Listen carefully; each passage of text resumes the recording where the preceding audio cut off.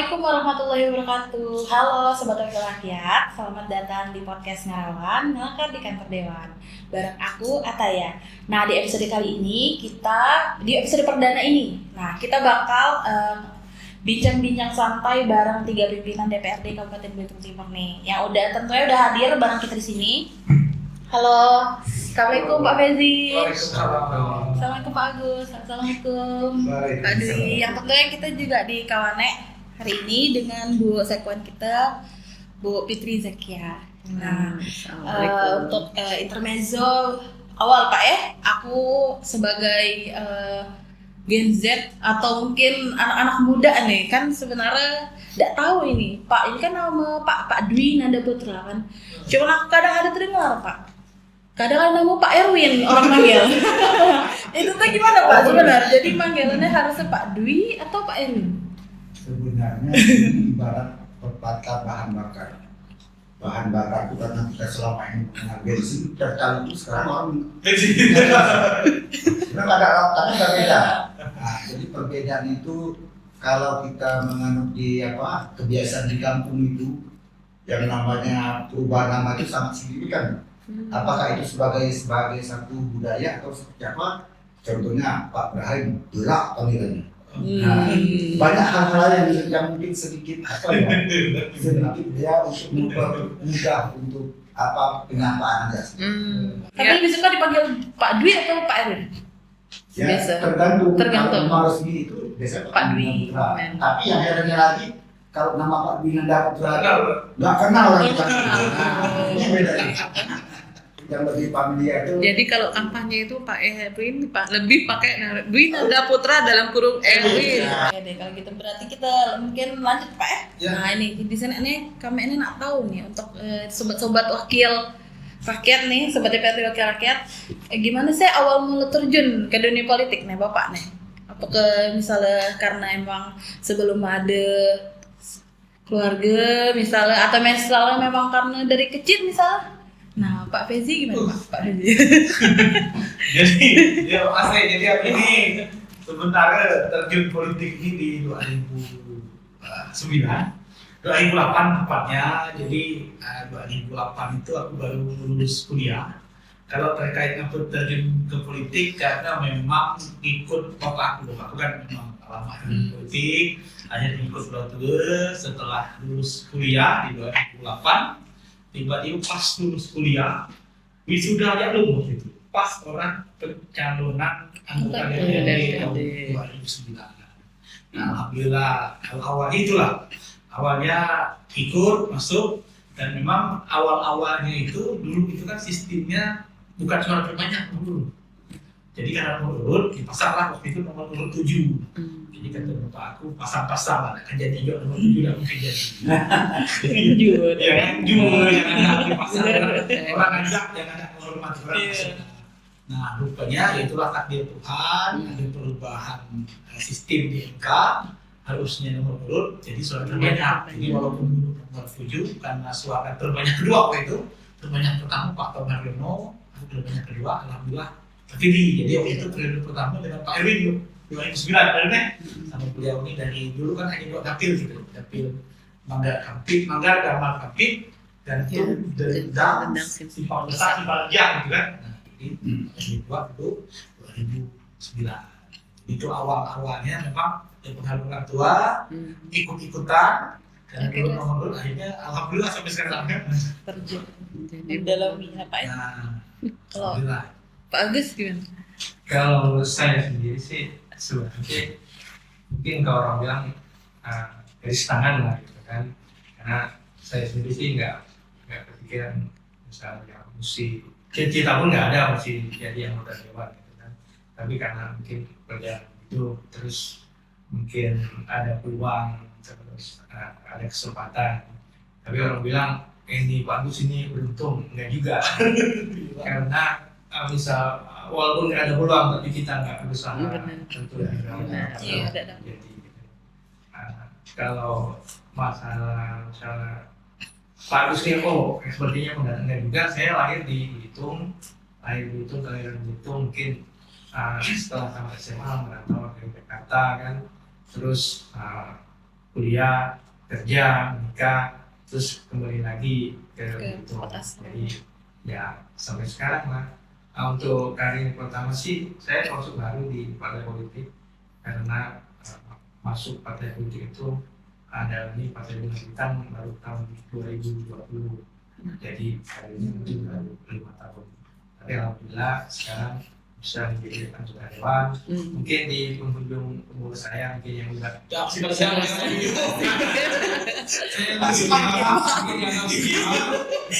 mungkin kalau yang lain masih muda-muda punya kesempatan sampai 2 atau 3 periode lagi. Mungkin kalau mungkin masih diberi kesempatan mungkin tambah 1 periode lagi. Tapi kalau cerita garis tangan tadi barangkali nanti bisa jadi ada putusan MK lagi Iya. gitu ya. Nomor maksimal kan gitu kan. Ya mungkin itu saja. Kalau Pak Dwi kan soalnya yang paling lama Pak Dwi. Lah berapa periode lah? Kalau saya secara pribadi memandang politik itu memang saya beranjak sebenarnya secara pribadi itu memang dari kota hijrah ke kampung itu memang salah satu penyesuaian yang memang sangat luar biasa sebenarnya dari lingkungan. Alhamdulillah saya dari hijrah ke kampung itu tahun 2001 sempat menjadi kepala desa. Baru lahir. Kepala desa di Jakarta waktu itu tahun 2001 sampai 2006.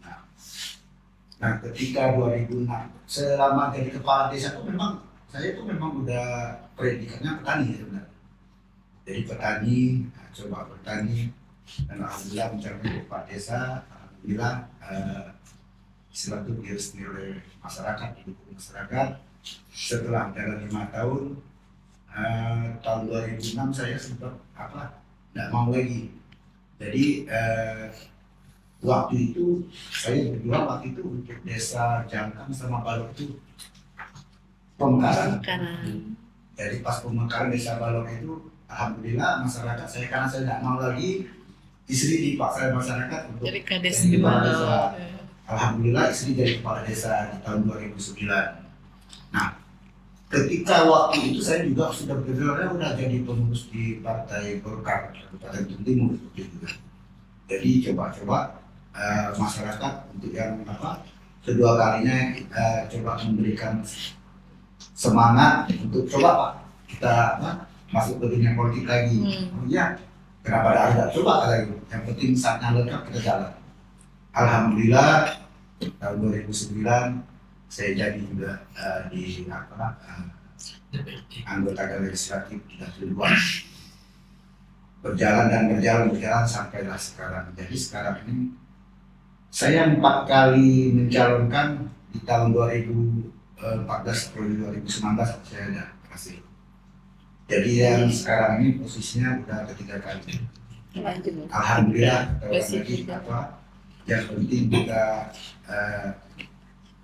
awalnya tidak ada lain, hanya kita berbicara pendekatan dengan publik, pendekatan dengan masyarakat lingkungan, itulah salah satu ilmu politik yang paling up-to-date. Saya rasa itu. Gimana caranya biar bisa diterima di masyarakat gitu ya, karena kan legislator itu prinsipnya itu adalah wakil rakyat gitu ya. Jadi kalau mau mewakili rakyat itu sendiri ya memang kita harus bisa join dengan rakyat. Masyarakat itu kan akan menitipkan suaranya kepada mereka yang wakil. Kalau saya tidak tahu, tidak kenal, bahkan tidak percaya, jadi intinya adalah bagaimana mengambil hati masyarakat agar mereka bisa mempercayakan hak-hak mereka kepada kita, gitu ya, Bapak-bapak. Oke. Keren ya ceritanya ya, petani, kemudian kades itu berpolitik ya, beda-beda gitu ya. Pak Agus juga sebenarnya sudah mapan di luar sana, balik lagi ke kampung gitu ya Pak. Yang ya kalau politik kan orang bilang itu dunia belantara gitu ya.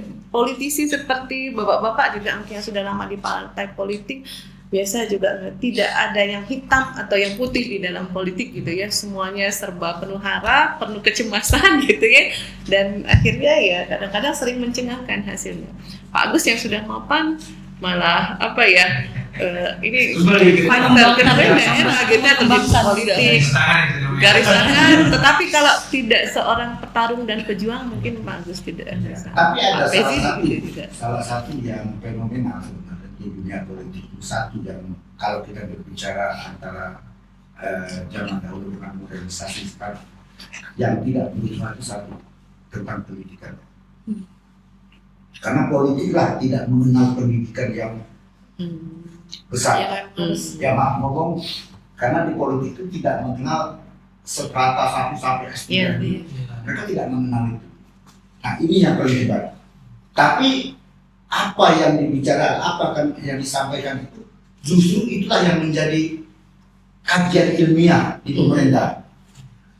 Jadi ini kalau saya melihat ada salah satu fenomena yang sangat-sangat tidak bisa dibayar dan tidak bisa didapatkan dari pendidikan secara formal, yaitu pendekatan secara persuasif dengan lingkungan masyarakat pengalaman juga dan ya Pak. komunitas. Ini yang sangat penting. Itulah menjadi salah satu pendidikan politik yang sangat berharga kalau bagi saya. Tapi kalau bagi kawan-kawan, ya Mungkin beda-beda. Iya, karena latar belakangnya kita beda-beda. Iya. Makanya kalau anggota dewan itu kerjanya bukan hanya di kantor saja Ya. ya Pak. Pezi di warung kopi, habis sholat subuh sudah di warung kopi. Pak Agus juga gitu kan, di waktu-waktu senggang ke warung kopi gitu ya, ngumpul dengan komunitas. Pak Erwin kadang-kadang di kebun sambil melakar dengan masyarakat. Aspirasinya apa gitu ya Pak Erwin ya, gitu. Nah, itulah kebetulan Pak. Gitu beda.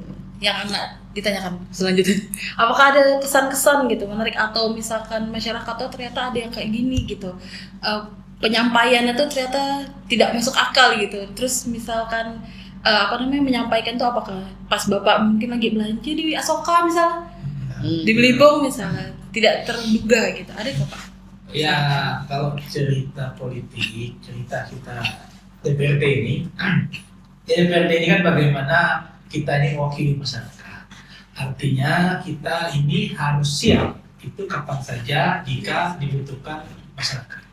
Walaupun kadang-kadang ada yang kadang-kadang yang aneh-aneh, tapi ya itulah memang konsekuensi dan risiko kita.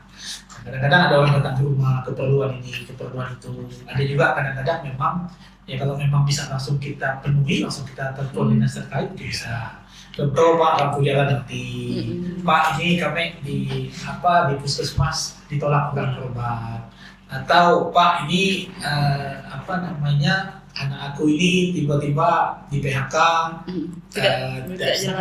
tidak jelas. Ya tapi kita harus kita sampaikan dengan masyarakat bahwa kita ini sistemnya bukan semua yang dilaporkan ke kita itu selesai, ya kan? Tetapi akan kita salurkan. Ya kan? Contoh misalnya Pak, ini sakit Pak, anak aku sakit, ya kan? Harus penanganan cepat CT scan. Ya kan, sementara di rumah sakit kita kan belum ada. Ya kita bantunya agar bisa segera dibawa ke dirujuk.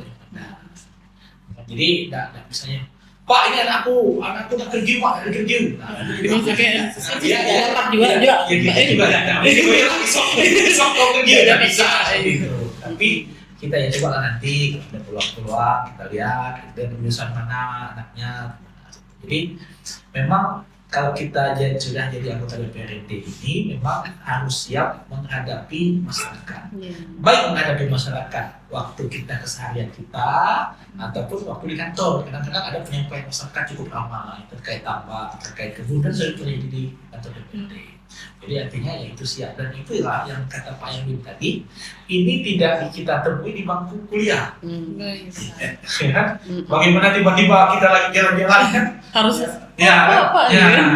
Kadang-kadang kita lagi jalan sama istri ada ibu-ibu kan Pak, tiba-tiba bukan Pak ini gini. Nah ini memang harus siap. Itu juga kita bagaimana menghadapi masa, ada masyarakat datang, dan itulah yang yang itu semua berdasarkan pengalaman kita dan kita dapatkan di bangku kuliah. pengalaman hidup juga. Ya, Artinya harus punya jiwa melayani ya deh. Dan selain Kita juga keluarga harus siap-siap gitu ya. dan memang kita juga harus ikhlas bahwa hidup kita ini bukan hanya kita sendiri. Kadang-kadang ada orang kan, pantai nikah lah, ya kan? Pantai lah. Kita bisa kita ikhlas bahwa hidup kita ini kita ya sudah mengabdikan diri ini, artinya kita sudah siap melayani masyarakat. Kalau masyarakat ada keluhan apa, kadang-kadang yang aneh-aneh, ya saya juga kadang-kadang ada orang sakit malam-malam Pak, tolong Pak, ada ya pernah kejadian sakit begini ya sudah kita malam-malam jam 11 malam waktu itu, ya, walaupun tetangga ya kebetulan minta bantu, ya kita harus siap seperti itu. Artinya kita ini sudah harus ikhlas. Karena kalau kita tidak ikhlas kadang-kadang aduh ini ya, intinya adalah ikhlas. 24/7 Pak ibaratnya. Ya. Bahasa jangan kurang kayak 24. Kalau ada 26 jam sehari 26 jam sehari. Jangan gitu ya. Karena gitu. Kerjaannya Oh, tidak Pak Erwin, terbatas kan kata Pak Erwin, kata Ibu rajin banget. Apakah ada menemui yang mungkin kata Sebenarnya kalau saya kita berbicara lingkungan, memang kota dengan desa itu atau kampung itu sangat-sangat berbeda. beda. Karena kalau saya itu memang ada beberapa komunitas masyarakat ya kita nggak bisa kita pungkiri lah. Kalau di kampung itu ada yang komunitas olahraga, ada komunitas agama, ada komunitas mungkin permainan seperti ya suka tidak suka kita Harus bisa masuk merangkul. Karena dari setiap elemen itulah popularitas itu timbul sebenarnya dan kepercayaan itu timbul. Karena kadang ya apa seperti kata Pak Desi tadi, pendidikan, pekerjaan, kesehatan dan keamanan itu ya kita juga harus seperti apa ya mempunyai link dengan teman-teman semua, apalagi dengan usul-usulan itu. Salah satu contoh yang sering-sering apa ya kalau kita bicara keadaan kita sekarang di sini kan jalan rusak, becek, mana Banjir. banjir. jadi udah becek nggak ada ojek lagi. Susah juga Pak ya. Jadi masyarakat itu tidak mau tahu dengan klasifikasi dan kewenangan kita loh. Yang Jadi penting mereka karena kita melekat wakil rakyat tadi, mereka tidak mau tahu jalan ini rusak Pak, di mana? Dapat kami usul. Nah, inilah yang dinamakan bijaksananya seorang wakil rakyat yang diberi amanah.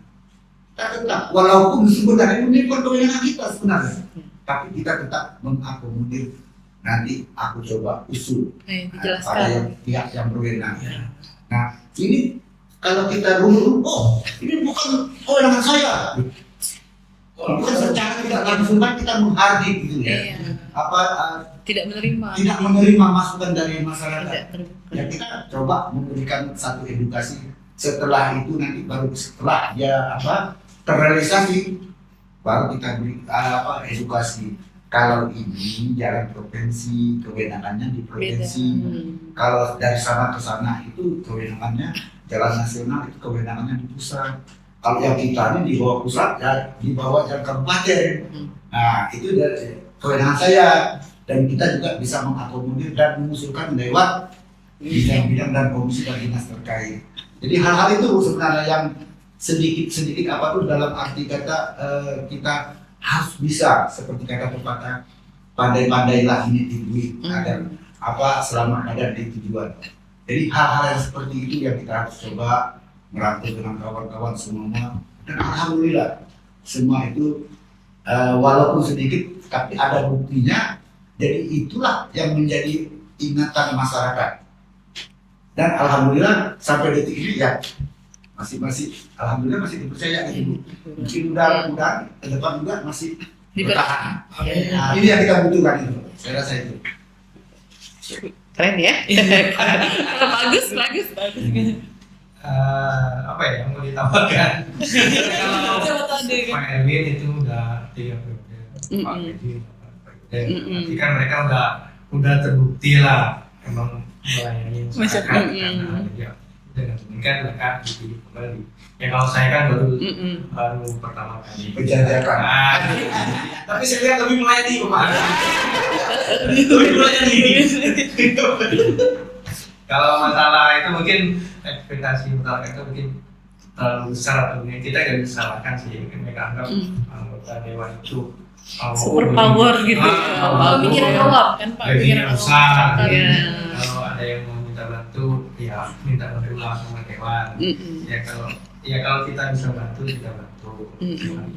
Cuma kan kita juga kami juga bukan malaikat kan. Iya. Ya, Bisa Nah. menampak semua orang. Ya, intinya kalau kita mau beramal ya kita beramal. Tapi yang penting ikhlas lah. Ikhlas dan sabar, Pak, ya. Karena ikhlas itu kan kata orang, ya kalau misalnya kita udah berbuat tapi orang nggak anggap itu ya kita ikhlas saja. Ya ikhlas itu seperti inilah kata orang, seperti surat Al-Ikhlas kan. Jadi di dalam ayatnya itu nggak ada kata-kata ikhlas. Nah, namanya surat Al-Ikhlas. Tapi di dalamnya Ikhlas. ya, mungkin itu dari saya.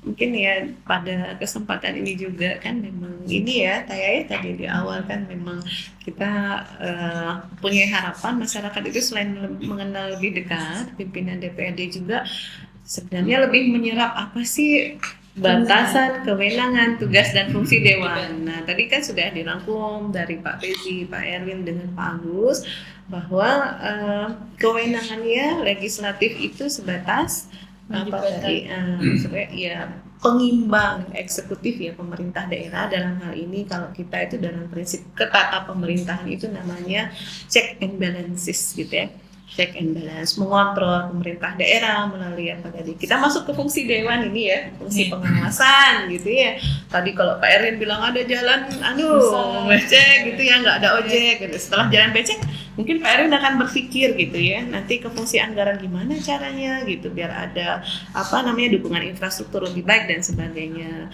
Terus kemudian Pak Rezi tadi berpikir ada apa namanya laporan tidak ada fasilitas CT scan di sini ya. Nah nanti melalui fungsi anggaran tadi budgeting bisa masuk untuk mengusulkan. Nah, Pak Agus tadi misalnya pada saat reses gitu ya Pak Agus ya, ekspektasinya yang luar biasa besar misalnya kalau di apa Kak Kurnia gitu apa saluran air itu talutnya itu sampai ke Pantai Bandung dan sebagainya gitu ya Pak Agus. Tapi kan kadang-kadang karena keterbatasan anggaran, karena mungkin pimpinan ini kan semuanya ada di badan anggaran kalau di DPRD akan mutar otak gimana caranya dengan kondisi APBD efisiensi anggaran ini bisa diprioritaskan gitu ya. Nah tetapi tadi mudah-mudahan masyarakat bisa memahami kalau ada sesuatu yang langsung bisa dieksekusi dengan kewenangan dewan, ada sesuatu yang butuh proses, harus dikoordinasikan ke Pak Bupati gitu kan, harus ke Forkopimda atau ke perangkat daerah atau bahkan ke kementerian gitu ya Bapak-bapak. Nah itu, jadi memang bukan Superman tetapi insya Allah super ikhlas Ya.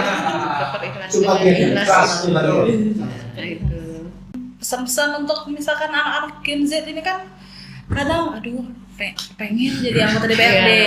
Itu tuh kalau untuk di kalangan apa ya? Itu tuh kadang ada lah yang disebut anggota dewan tuh gitu ya. Ada juga lah yang tuh gitu. Pak kalau pimpinan sudah mengetok palu Iya. pada sidang Ya. paripurna Kalian gitu dikasih ya. pesan dan fun fact Jadi- jadi anggota dewan. Ini pesan untuk kawan-kawan Gen Z. Jadi di dewan ini yang sepengetahuan aku ini ada 3 atau 4 orang yang Gen Z. Kelahiran tahun 90-an itu ada 3 atau 4 kalau salah. Ada Oscar, ada Aldi, ada Yeri, ada Rudi.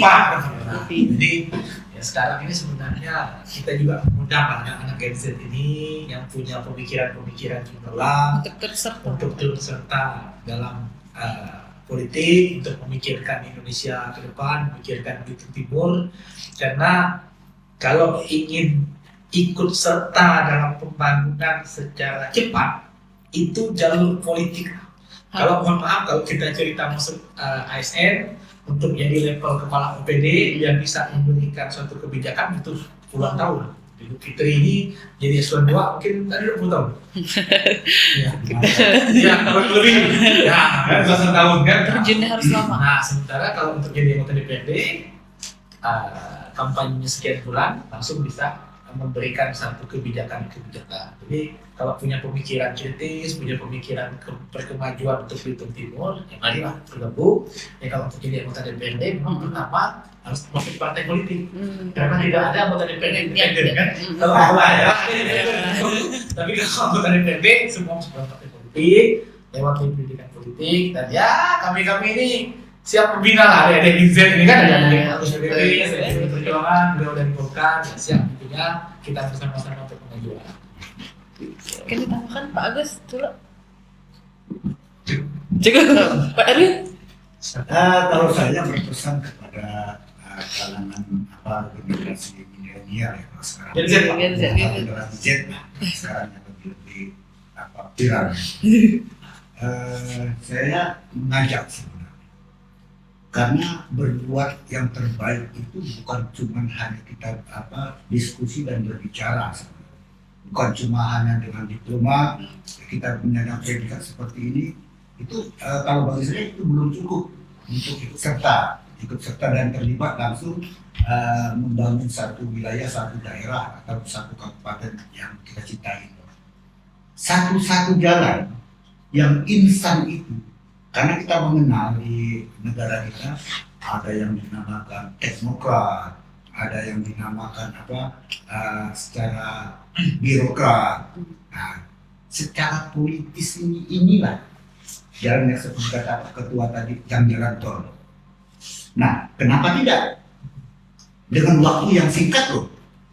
Kalau kita memang berkehendak dan kita juga mempunyai satu reputasi di masyarakat, bukan hal yang mustahil. Itu bisa akan terjadi. Untuk kita posisinya mendekati sama statusnya dengan pimpinan atau kepala daerah. Satu-satu jalan itu hanya jalur ini. Jadi kalau ketika ini udah terbuka lebar, kenapa tidak? Jangan kita berpikiran setelah kita kuliah, setelah S1, S2, berpikir saya harus jadi ASN. Tidak seperti itu. Untuk membangun negeri ini Banyak jalan menuju Roma. Banyak jalan. Nah, tergantung kita mau pilih yang mana. Tetap muaranya akan ke situ. Cuma kita hitung-hitungan yang lebih mudah gimana ya? Pilih jalan. Nah, kalau saya hobi olahraga, ayo kita berkolaborasi dengan pemuda-pemuda yang ada di lingkungan kita.